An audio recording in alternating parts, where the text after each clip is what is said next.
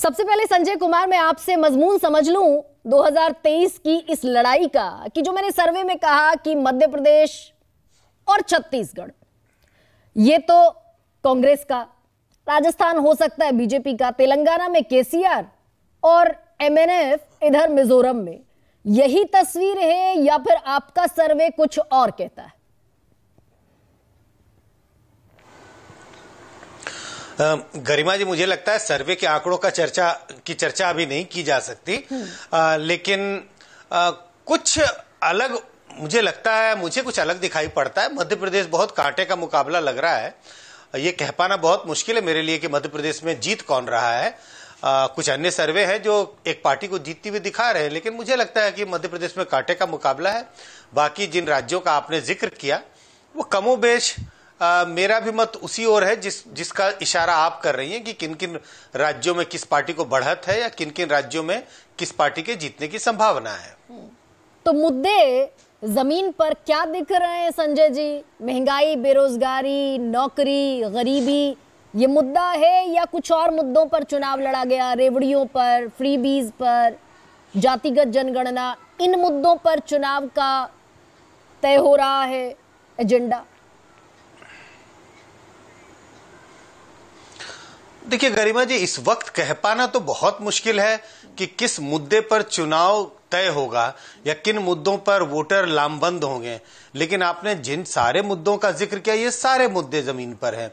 आपने महंगाई, भ्रष्टाचार, लाभार्थी, ओबीसी कास्ट सेंसस, ये जो तमाम मुद्दों का आप जिक्र कर रही हैं, अगर आप जनता से पूछें, जो सर्वे हम लोगों ने किया या तमाम और लोग भी सर्वे कर रहे हैं, उन जिससे भी आप पूछेंगे इन सारी चीजों का जिक्र किया जा रहा है। ला ला ला ला ला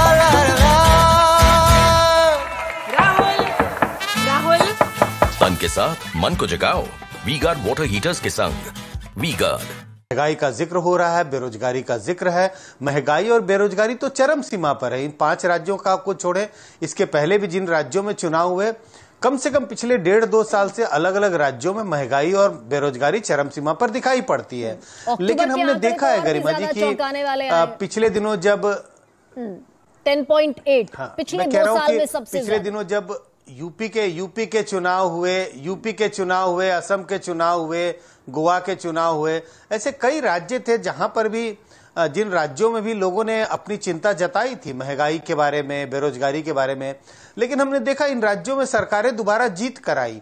मैं ये स्पष्ट करने की कोशिश कर रहा हूं कि कुछ ऐसे मुद्दे जिस पर लोगों की चिंता है, लोग कहते हैं कि हाँ ये महंगाई बढ़ी है, लेकिन वो एक अहम मुद्दा कम से कम पिछले साल भर में हमें देखने को नहीं मिला कि ये अहम मुद्दा है जिस पर लोग वोट कर रहे हैं। लाभार्थी एक इंपॉर्टेंट इशू बनता जा रहा है। जिन लोगों को सरकारी स्कीम्स का फायदा मिलता है, चाहे वो केंद्र की स्कीम हो, स्टेट गवर्नमेंट की स्कीम हो, लाभार्थी का वोट जो है, जिनको भी स्कीम का फायदा मिला है, वो वोट रूलिंग पार्टी के पक्ष में जाता हुआ तमाम राज्यों में दिखाई पड़ता है। ये एक नई चीज उभर के आ रही है और ये भी एक नई बात है। मुझे लगता है 10 साल पहले जब हम चुनावों को देखते थे और अगर कोई व्यक्ति ये कहता महंगाई से त्रस्त है, बेरोजगारी चरम सीमा पर है, तो बड़े आसानी से यह कहा जा सकता था इस व्यक्ति का वोट किस ओर जाएगा, क्या वो रूलिंग पार्टी को वोट देगा या नहीं देगा। आज ऐसी स्थिति दिखाई नहीं पड़ती है। कम से कम पिछले 2-3 साल के चुनाव में मैंने देखा कि किसी व्यक्ति का जो ओपिनियन है महंगाई के बारे में या बेरोजगारी के बारे में, उससे यह कह पाना बड़ा मुश्किल है कि महंगाई से आदमी त्रस्त तो है, कहता है महंगाई है, महंगाई की मार है, लेकिन क्या ये रूलिंग पार्टी के खिलाफ वोट करेगा या नहीं करेगा? नहीं, तो ये मुद्दे क्या आप देखते हैं कि भाई परेशान है लेकिन वोट नहीं कर रहा है अगेंस्ट जाकर, तो ऑप्शन लेस है, विकल्प नहीं है, या फिर वही मैं कह रहा हूं कि हमने नहीं, विकल्प और ऑप्शन लेस है ये तो नहीं मैं कह रहा, लेकिन मैं कह रहा हूं जो तमाम मुद्दे आपने जिनकी चर्चा की वो मुद्दे उस पर ज्यादा हावी हो जाते हैं। पार्टी की पहचान, भाई कुछ भी हो, मैं एक पार्टी के साथ खड़ा रहूंगा। पार्टी ने कैंडिडेट अच्छे दिए या नहीं दिए, भले ही पार्टी ने बेरोजगारी के मुद्दे को सॉल्व किया या नहीं किया, लेकिन मैं तो इस पार्टी का समर्थक हूं, दशकों से इस पार्टी के साथ हूं। पार्टी की पहचान एक इंपॉर्टेंट है। लाभार्थी, मुझे तो सरकारी स्कीम का फायदा मिला है, भले ही बेरोजगारी है, लेकिन बेरोजगारी को कवर अप किया जा रहा है। हमें तो मुफ्त अनाज मिल रहा है, हमें सिलेंडर मिला, हमें तमाम और सुविधाएं मिली। तो ऐसे वोटर जो कहते हैं कि बेरोजगारी बढ़ी हुई है, महंगाई बढ़ी है, लेकिन जैसे ही उनके पास ये तमाम सुविधाएं पहुंचते हैं, भूल जाते हैं, तो उनके वोट देने का जो धार, हाँ, वो बदल जाता है। तो कई दूसरे मुद्दे जो हावी होते हुए दिखाई पड़ रहे हैं।